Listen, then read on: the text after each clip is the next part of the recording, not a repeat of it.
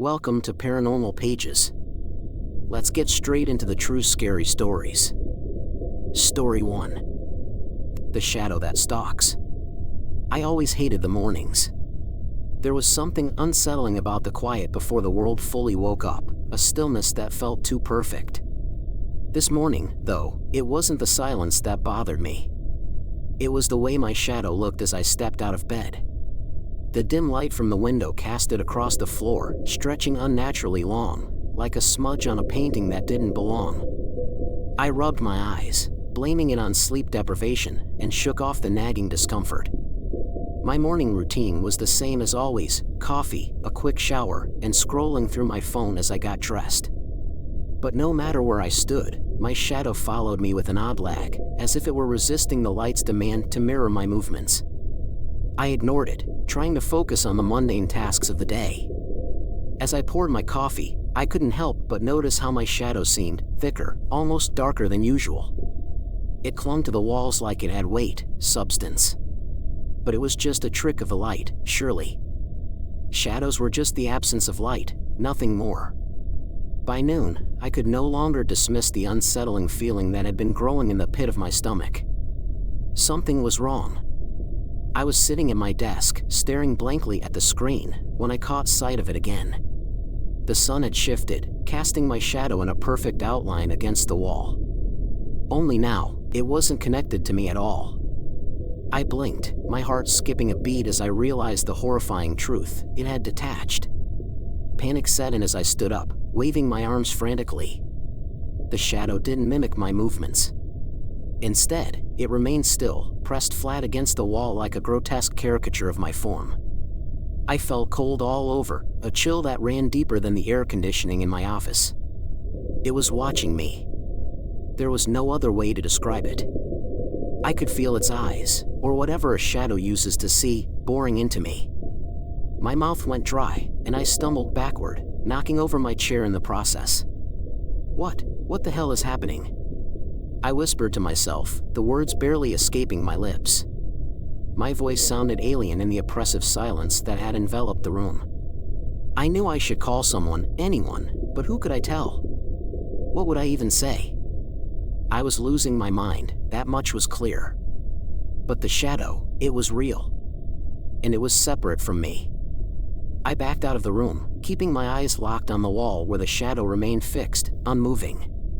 My breath came in shallow gasps, the reality of the situation sinking in like a lead weight in my chest. I reached the hallway and hesitated, afraid to turn my back on it, but I had to get out. I had to escape whatever nightmare this was. As I finally turned to flee, I felt a sudden pull, like a magnetic force, dragging me back. I glanced over my shoulder, and that's when I saw it. The shadow had started to move, inching closer, creeping along the wall with a slow, deliberate intent. It was coming for me. Hey! Subscribe for more true scary stories. I bolted down the hallway, my footsteps echoing against the walls as I tried to put as much distance between myself and that twisted thing as possible. My heart pounded in my ears, drowning out every other sound except the rapid thudding of my pulse. I didn't dare look back. The idea of seeing that shadow creeping closer filled me with a terror I hadn't felt since childhood nightmares. The hallway stretched longer than it ever had before, and every step felt like wading through thick mud. Bursting into the living room, I slammed the door behind me and locked it, as if a simple wooden barrier could keep out whatever was following me. I stood there, panting, my mind racing. Shadows don't move on their own. They don't detach from their owners. They certainly don't stalk people. But mine did. It was real, and it was coming for me. I leaned against the door, trying to steady my breathing, but my skin crawled with the sensation of being watched. My eyes darted around the room, searching for some sign of safety. It was just an ordinary living room, sunlight streaming through the curtains, everything in its place. Yet, the normalcy only heightened my dread. I couldn't stay here. I needed help, someone to tell me I wasn't losing my mind. My phone was on the coffee table, and I lunged for it, nearly dropping it in my shaking hands. I dialed my best friend, Sarah, the one person who might understand, or at least believe me. The phone rang once, twice, and then her voice, bright and familiar, filled my ear. "Hey! What's up?" "Sarah, something's wrong," I gasped, my voice trembling. My shadow, it's not attached to me anymore. It's following me, watching me." The words sounded absurd as I spoke them, like a child's nightmare brought to life. I expected her to laugh or tell me to stop messing around. Instead, there was a pause, a long, heavy silence on the other end. "What do you mean, your shadow detached?" she finally asked, her tone cautious. "I don't know how to explain it," I said, glancing nervously at the door. "But it's not with me anymore. It's like it's alive, Sarah. It's moving on its own, and it's coming after me." "Are you sure you're not just imagining things?" she asked, though there was a hint of doubt in her voice. "Maybe you're stressed or overtired. Shadows don't just. It's real." I interrupted, my voice rising in panic. "I'm not imagining this. Please, I need you to believe me." Sarah sighed, and I could hear her shifting, as if she was trying to process what I was telling her. Okay. "I believe you," she said, though I could tell she was just trying to calm me down. "What do you want to do? Should I come over?" Before I could answer, I heard a faint sound, like a whisper, coming from behind the door. It was soft, barely audible, but it sent a shiver down my spine. I pressed the phone to my chest, holding my breath, and listened. The whispering grew louder, a dark, slithering sound that made my skin crawl. It wasn't a voice I recognized, but the words, if they were words at all, were full of malice, seething with intent. "Sarah, I think it's here," I whispered into the phone, terror gripping me like a vice. "I don't know what to do."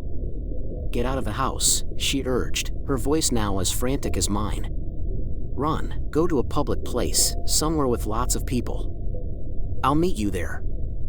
I nodded, though she couldn't see me, and took a deep breath. The whispers behind the door had grown louder, more insistent, as if they were beckoning me to open it. But I wouldn't. I couldn't. Without another word, I grabbed my keys and bolted for the front door. The moment I touched the doorknob, a shadow slid under the door, pooling at my feet like a living inkblot. I screamed, pulling my hand back, but it was too late. The shadow began to rise, forming a shape, a figure that loomed over me, blocking my escape. Its eyes, dark, hollow voids, locked onto mine. The figure before me was more than just a shadow. It had taken on a life of its own, an entity forged from darkness itself. Its form was indistinct, shifting like smoke caught in a draft, yet its presence was undeniable. It towered over me, the room growing colder, the air heavy with the scent of decay. My mind screamed at me to move, to run, but my body was frozen, paralyzed by the sheer wrongness of the thing that had once been a simple shadow. "Why are you doing this?" My voice was small, trembling, barely more than a whisper. It was a question born of desperation, the kind of question you ask when you've run out of explanations and all that's left is terror. The shadow didn't answer, but the whispers grew louder, a cacophony of voices that seemed to come from everywhere at once, wrapping around me like a noose.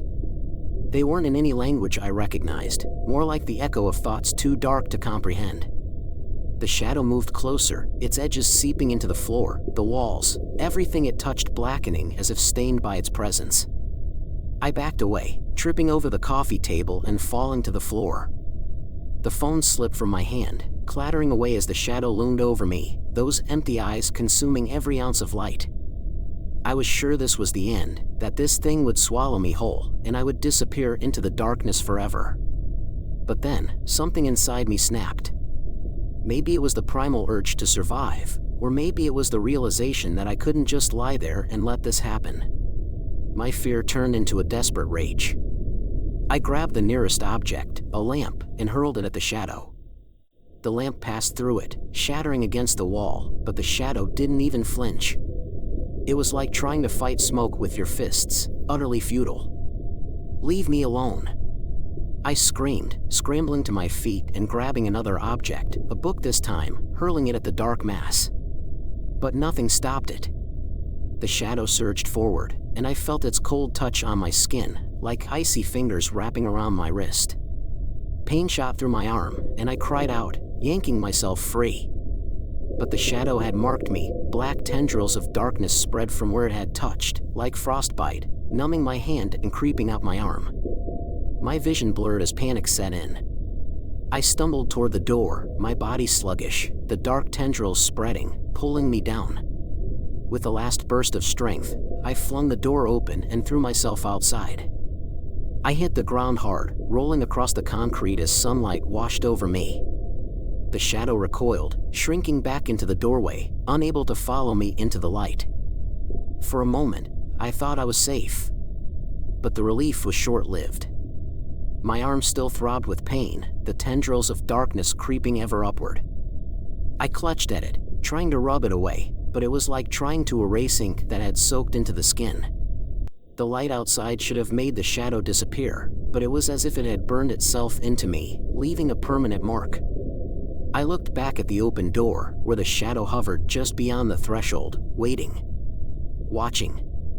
There was no time to think, no time to rest. I had to get away, had to find somewhere safe, though I had no idea where that could be. I stumbled to my car, fumbling with the keys, my hands shaking so badly it took 3 tries to get the key in the ignition. I glanced at the house one last time before speeding away, the shadow a dark blot in the rearview mirror, growing smaller as I put distance between us. But even as I drove, the sense of dread clung to me. The shadow was gone for now, but I could still feel its eyes on me, its presence a lingering chill in my bones. The whispers had faded, but they weren't gone. They echoed in my mind, a constant reminder that the shadow wasn't finished with me. I had escaped, but not entirely. It had left its mark, and somehow, I knew that wherever I went, it would find me. It was only a matter of time before it returned to claim what it had started. I drove for what felt like hours, the city blurring into an endless stream of streets, buildings, and pedestrians that seemed more like ghosts than people. The shadow's grip on my arm had faded to a dull ache, but the black tendrils remained, a sinister reminder of what had attached itself to me. I kept glancing at the rearview mirror, half expecting to see the shadow creeping up behind me, oozing from the back seat. But it was gone, at least for now. My breathing remained ragged, the weight of fear pressing on my chest, making it hard to think clearly. I pulled into the parking lot of a crowded shopping mall, hoping the throngs of people and bright lights would keep the shadow at bay. My hand trembled as I parked the car and stepped out, the tendrils on my arm crawling with a sensation that was somewhere between pins and needles and fire. I needed help, but who could I turn to? The thought of going to a hospital flashed through my mind, but what could they do? This wasn't an illness that could be treated with medicine. I stumbled through the mall's entrance, the flood of people and noise disorienting after the eerie quiet of my escape. The brightness of the fluorescent lights offered some comfort, but it was shallow and fleeting. I could feel the shadow's presence, not near, but not far either. It was lurking, waiting for the moment when the light would falter, when I would be alone again. I headed for the food court, hoping that being surrounded by people would keep me safe, at least temporarily. The whispers started again, faint at first, just a soft hum at the edge of hearing. I stopped in my tracks, my blood running cold. It wasn't coming from around me. It was inside me, in my head. The shadow had found a way in, burrowing into my thoughts like a parasite. I clutched at my temples, trying to shut it out, but the voices only grew louder, more insistent, speaking in a language I couldn't understand but somehow knew was full of malice and intent. I collapsed onto a bench, my breathing shallow as the world seemed to tilt and spin. People walked by, oblivious to my suffering, their faces blurring into one another. I was alone in a crowd, trapped inside my own mind with the shadow's poison. The tendrils on my arm pulsed with dark energy, spreading further, wrapping around my chest, my neck. I could feel it tightening, constricting my breath, squeezing the life out of me. And then, as suddenly as it began, the mall's lights flickered. A brief, almost imperceptible flicker, but enough to send a jolt of terror through me. The shadow was here. I tried to stand, to run, but my legs wouldn't obey. My vision darkened at the edges, the world around me dissolving into shadow. I could feel it closing in, the air growing thick, suffocating. The whispers rose to a crescendo, a deafening roar inside my skull that drowned out everything else. The lights flickered again, and in that brief moment of darkness, I saw it, the shadow, fully formed, standing at the edge of the food court, its hollow eyes locked on mine. It wasn't just following me anymore. It was claiming me. I tried to scream, but the sound died in my throat as the shadow lunged forward, faster than anything I'd ever seen. It was on me in an instant, engulfing me in a blanket of pure darkness. The world disappeared. There was no light, no sound, nothing but the crushing weight of the shadow and the cold, piercing void it brought with it.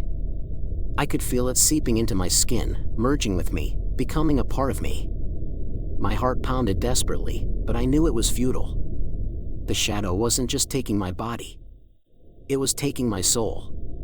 The whispers twisted into words I could finally understand, a final, chilling message that echoed in the deepest recesses of my mind. You are mine. And then, silence. The last thing I remember is the feeling of being pulled down into the abyss, into a darkness so absolute that even the memory of light was erased. The world, and everything I knew, was swallowed by the shadow. There was no escape, no waking up from this nightmare. The shadow had won. It had claimed me, and there was nothing left but the cold, empty darkness. Hey! Subscribe for more true scary stories. Story 2. The Countdown. It all started with a trip to a dingy optometrist's office at the edge of town. I had been putting off getting new glasses for months, partly out of laziness and partly because of a nagging feeling that something was wrong. I had this constant sense of being watched, but it was always out of the corner of my eye, just beyond my field of vision. The old man who ran the place barely looked up when I walked in, his gnarled hands tapping away at a small calculator. He motioned for me to sit without a word, and I obeyed, sinking into the worn leather chair that creaked ominously under my weight. The eye test was routine, or so I thought. He adjusted the strange contraption in front of my face, flipping through lenses as I read aloud letters that seemed to swim before my eyes. But when he handed me my new glasses, a strange shiver ran down my spine. "These will help you see things clearer," he said, his voice a dry rasp that barely broke the silence of the room. I couldn't shake the feeling that there was something wrong with the lenses, something off about the way they seemed to catch the light and reflect it back in unsettling ways. I put them on as soon as I stepped outside. Everything snapped into focus in a way that was almost painful. Colors were sharper, edges more defined, but there was something else too, something I couldn't quite put my finger on until I started walking down the street. That's when I noticed the numbers. They hovered above people's heads, flickering and faint at first, but growing more distinct the longer I looked. At first, I thought it was some kind of optical illusion, a trick of the light, but no matter how much I blinked or rubbed my eyes, the numbers wouldn't go away. Some people had high numbers, in the thousands, while others had much lower ones. I watched as a man walked by with a number above his head that read 4,752. The next woman I passed had a 3,221. It wasn't until I saw a young boy with 0001 above his head that I started to understand.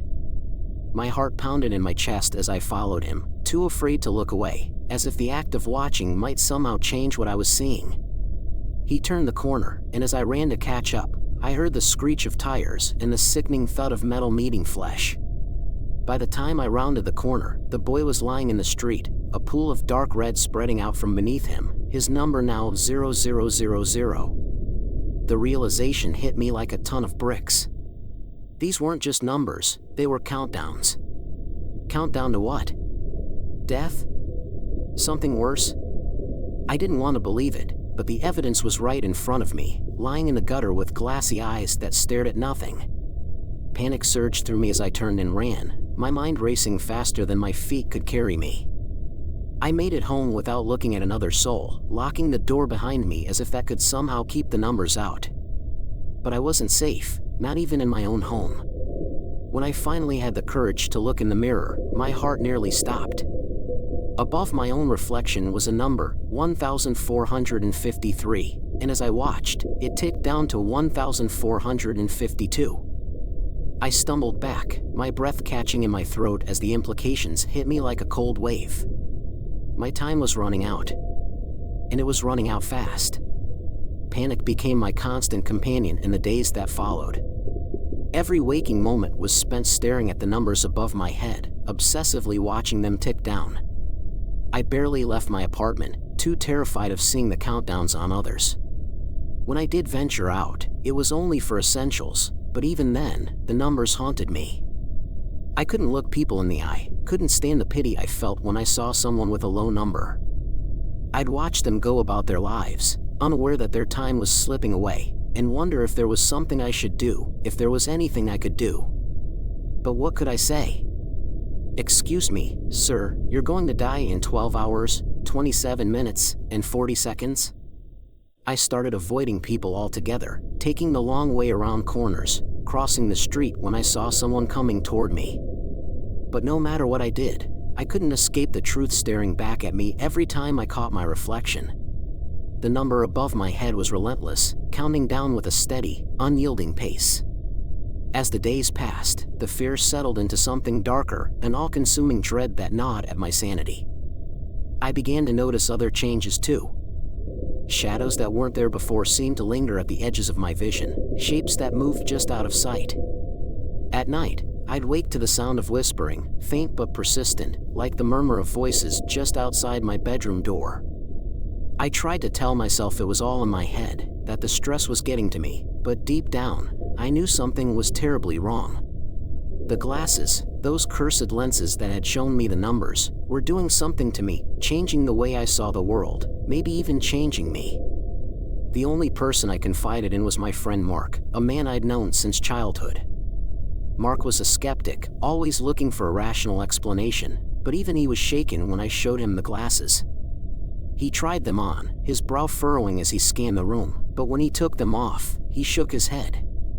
"I don't see anything," he said, handing them back to me with a frown.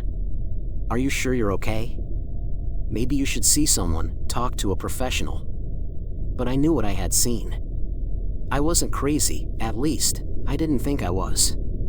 The glasses only worked for me, and that made them all the more terrifying. I decided to go back to the optometrist, the old man who had given me these cursed things, but when I returned to the shop, it was gone. The windows were boarded up, the sign above the door faded and unreadable.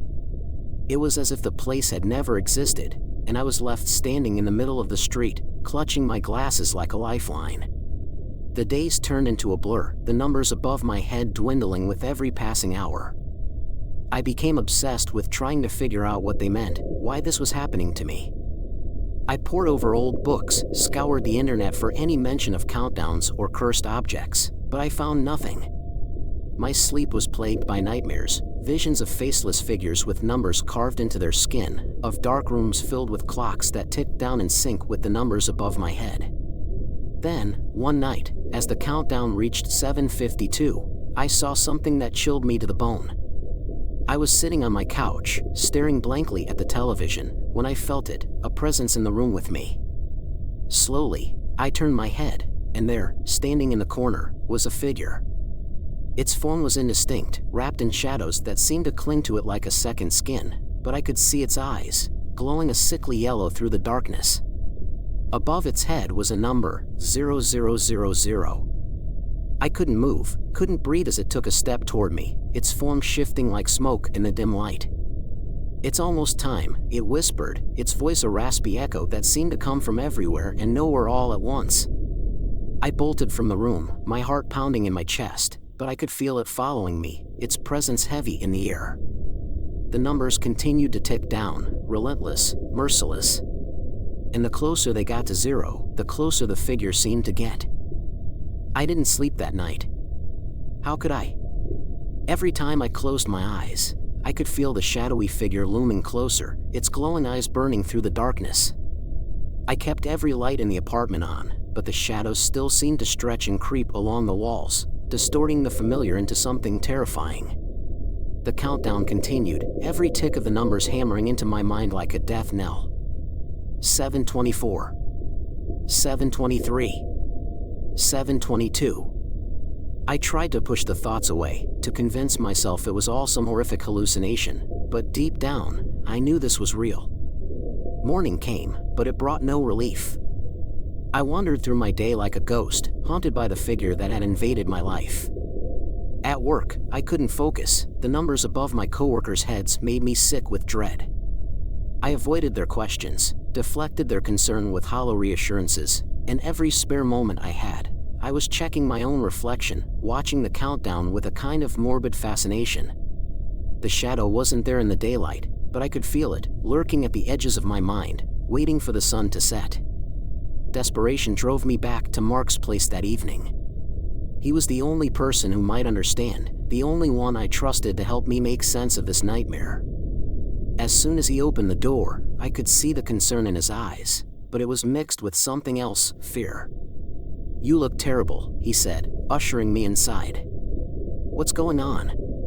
"You're scaring me." I told him everything, every detail I had been too afraid to say before, the numbers, the shadow, the countdown that was slowly but surely running out. Mark listened, his face growing paler with each word, but he didn't interrupt. When I finished, there was a long silence, the weight of my words hanging between us like a noose. Finally, he spoke, his voice barely above a whisper. "Are you sure this isn't just stress? Maybe the glasses are messing with your head. Have you tried not wearing them?" I had, of course, but it didn't help. Even without the glasses, the numbers remained etched into my mind, impossible to unsee. "There's something in my apartment, Mark," I said, my voice trembling. "It's waiting for me. Every night, it gets closer. I don't know what it wants, but I can't outrun it. And the numbers, they're still counting down." Mark looked at me with a mixture of pity and terror. "You need help, man. Professional help. This isn't something you can just handle on your own." But he could see that I was beyond reason, too deep into the nightmare to pull myself out. He hesitated, then added, "Why don't you stay here tonight? We'll figure something out in the morning." I nodded, grateful for the lifeline. I didn't want to be alone, not with that thing waiting for me. But even as I agreed, I knew it wouldn't make a difference.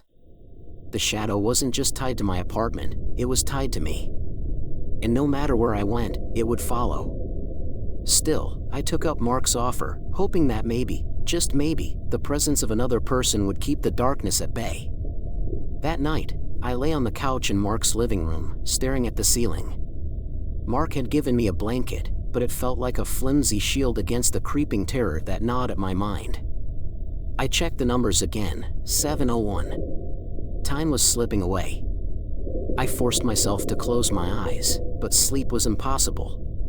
Every creak of the house, every whisper of wind outside made me jump, my heart pounding in my chest like a drumbeat. And then, just as I was starting to drift off, I felt it, the icy, suffocating presence of the shadow. My eyes snapped open, and there it was, standing at the foot of the couch. Its form was clearer now, more defined, as if it had solidified over time. I could see the faint outline of a face, the sharp glint of teeth beneath the shadows.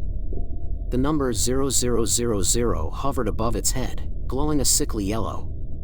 "It's almost time," it whispered, its voice cutting through the darkness like a blade.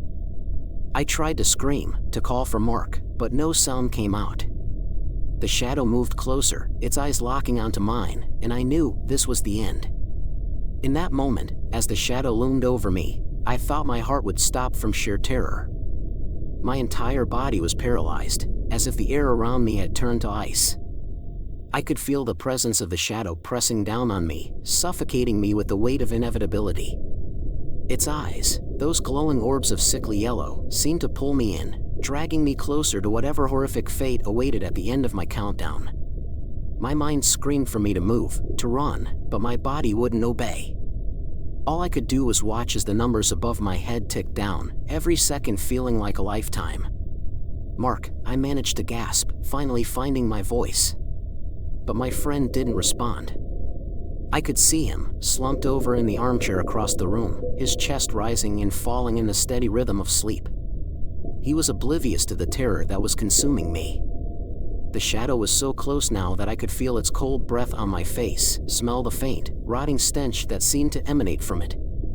The room around me began to blur, reality itself distorting as the shadow extended a hand toward me. The countdown ticked lower, 0005. 0004. Desperation flooded through me. I couldn't let it end like this. With a surge of adrenaline, I managed to tear my gaze away from the shadow's eyes, breaking its hold on me for just a moment. I rolled off the couch, hitting the floor with a painful thud, but I didn't care. I scrambled to my feet, ignoring the pain shooting through my limbs, and bolted for the door. Behind me, I could hear the shadow's voice, a low, guttural growl that sent shivers down my spine. "You can't escape. It's almost time." I fumbled with the lock, my hands shaking so badly that I could barely get it open. Finally, the door gave way, and I burst out into the hallway, the dim light flickering above me. I had no plan, no idea where to go, but I knew I couldn't stay there. I sprinted down the hallway, the numbers in my vision flashing urgently, 0003. 0002. I reached the stairs and flew down them two at a time, my breath coming in ragged gasps.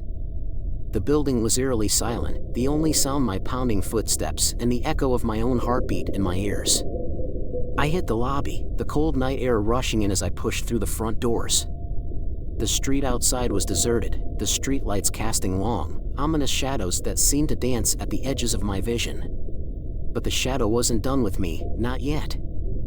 I could feel it behind me, growing closer with every step I took. There was no place to hide, no way to outrun something that wasn't bound by the same rules of existence. The numbers were down to 0001. 1 second left. I stumbled into the middle of the street, gasping for air, my legs giving out beneath me. The world seemed to spin, the ground lurching as if reality itself was unraveling. The shadow was upon me now, its cold fingers wrapping around my throat. I could feel its hatred, its hunger, as it tightened its grip. "It's time," it whispered, and I knew there was no escape. The final second ticked away, and the number above my head hit 0000. But then, something unexpected happened. Just as the darkness began to consume me, there was a flash, a brilliant, blinding light that erupted from the glasses perched on my nose. The shadow recoiled, hissing in fury as the light seared through it, its form unraveling in the glare. The countdown reset, the numbers above my head flashing back to 1453. I could feel the shadow's grip loosening, its power over me fading as the light grew stronger, pushing it back into the void from which it had come. I collapsed to the ground, trembling, as the shadow dissipated into nothingness, its final scream of rage echoing in the night. The light from the glasses faded, leaving me alone in the dark, but I knew it wasn't over. The numbers were still there, counting down once more, a relentless reminder of the fate that awaited me. But now I understood. The glasses had shown me the truth, given me a glimpse of the darkness that lurked just beyond the veil of our world. And as I lay there, staring up at the sky, I knew that the shadow would return, someday. And when it did, the countdown would start again. But for now, I had time. And I would use every second of it to prepare for what was coming. The end. Subscribe for more true scary stories. Thanks for watching.